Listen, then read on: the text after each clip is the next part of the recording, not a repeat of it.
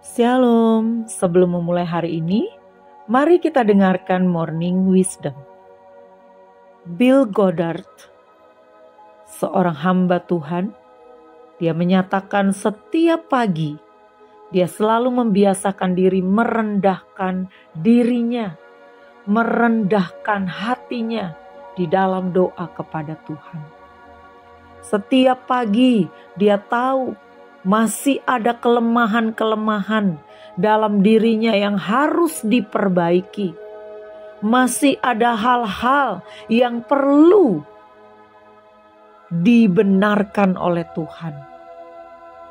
Sehingga setiap pagi dia menyatakan membuka dirinya di hadapan Tuhan untuk diselidiki jikalau hatinya belum benar-benar terpaut pada Tuhan. Sebab dia berkata, bila saya tidak merendahkan diri, bila saya tidak merendahkan hati di hadapan Tuhan, maka saya tahu akan ada orang-orang yang merendahkan saya. Akan ada perasaan terhadap sikap orang lain yang merendahkan saya. Tapi waktu saya memiliki kerendahan hati, waktu saya memang sudah merendahkan diri di hadapan Tuhan, maka tidak ada lagi yang dapat merendahkan saya. Sekalipun saya tidak dianggap, sekalipun saya mungkin dihina,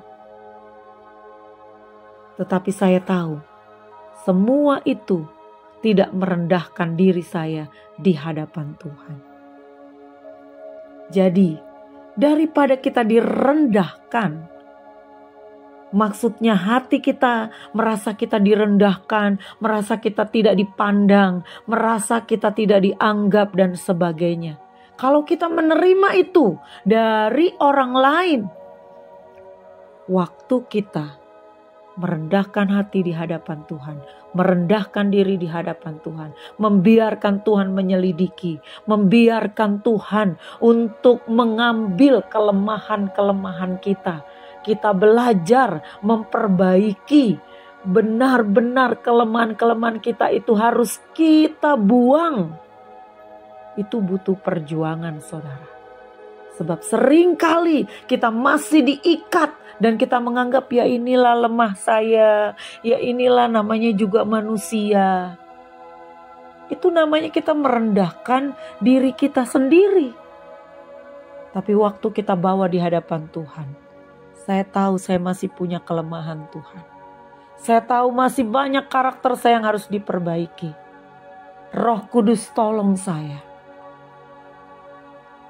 Dan ketika kita merendahkan diri di hadapan Tuhan, ketika kita merendahkan hati di hadapan Tuhan, kebiasaan itu terus kita lakukan, kebiasaan itu terus kita lakukan, Tuhan pasti akan melakukan sesuatu sehingga kita terlepas dari kelemahan-kelemahan kita.